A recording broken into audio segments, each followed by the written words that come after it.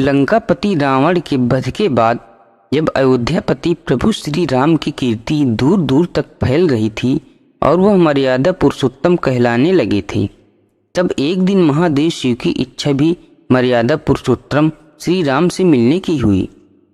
पार्वती को संग लेकर महादेव कैलाश पर्वत से उतरकर अयोध्या नगरी के रास्ते पर चल पड़े।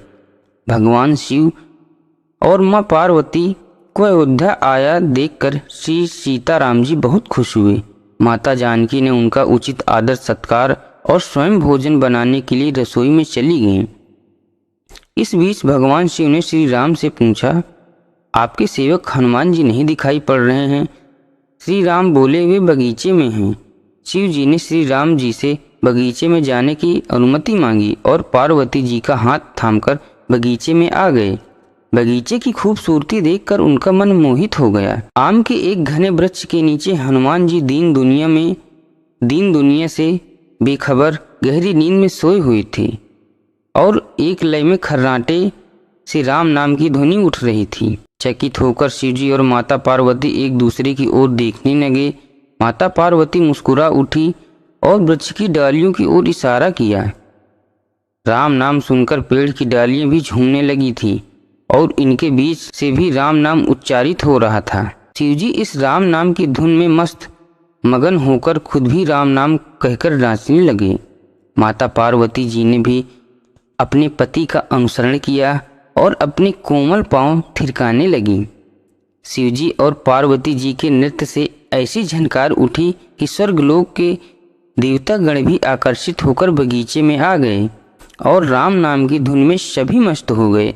माता जानकी भोजन तैयार करके प्रतीक्षारत थीं, परंतु संध्या घिरने तक भी अतिथि नहीं पधारे। तब अपने देवर लक्ष्मण जी को बगीचे में भेजा। लक्ष्मण जी तो स्वयं को श्री राम का सेवक ही मानते हैं, अतः बगीचे में आकर उन्होंने धरती पर स्वर्ग का नजारा देखा तो खुद भी राम नाम की धुन में झूम उठे। महल में माता जानकी परेशान हो रही थी कि अभी तक भोजन ग्रहण करने कोई भी क्यों नहीं आया। उन्होंने श्री राम से कहा, भोजन ठंडा हो रहा है, चलिए हम ही जाकर बगीचे में से सभी को ले जाएं। जब सीताराम जी बगीचे में गए तो वहां राम नाम की धूम मची हुई थी।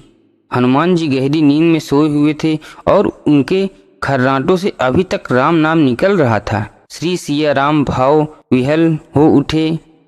राम जी ने हनुमान की नींद से जगाया और प्रेम से उनकी तरफ निहारने लगे। हनुमान जी प्रभु को आया देखकर शीघ्रता से उठ खड़े हुए। नृत्य का समाभंग हो गया। शिवजी खुले कंठ से हनुमान जी की राम भक्ति की सराहना करने लगे। हनुमान जी संकुचाए लेकिन मन ही मन खुश हो रहे थे। श्री सिया राम ने भोजन करने का आग्रह भगवान शिव से किया। सभी लोग महल में भोजन करने के लिए चल पड़े। माता जानकी भोजन परोसने लगी। हनुमान जी को भी श्री राम जी ने पंक्ति में बैठने का आदेश दिया। हनुमान जी बैठ गए, परंतु आदत ऐसी थी कि राम जी के भोजन करने के उपरांत ही सभी लोग भोजन करते थे। आज श्री राम के आदेश से पहले भोजन करना पड़ा था। माता जानकी हनुमान जी को भोजन परोस रही थी, परंतु हनुमान जी पेट ही नहीं भर रहा था। सीता जी कुछ समय तक तो उन्हें भोजन परोसती रहीं, फिर समझ गईं कि इस तरह से तो हनुमान जी का पेट ही नहीं भरेगा। उन्होंने तुलसी के एक पत्ते पर राम नाम लिखा और भोजन के साथ हनुमान जी को परोस दिया। तुलसी पत्र खाते ही हनुमान जी को संतुष्टि मिली और वह भोजन खा उठकर खड़े हुए। भगवान शिव ने प्रसन्न होकर हनुमान जी को आशीर्वाद दिया, आपकी राम भक्ति युगों युगों तक याद की जाएगी और आप संकट मोचन कहलाएंगे। संकट हरे मिटे सब पीरा, जो सुमरे हनुमत बलबीरा। दोस्तों, वीडियो पसंद आए तो लाइक एंड सब्सक्राइब जरूर करिएगा।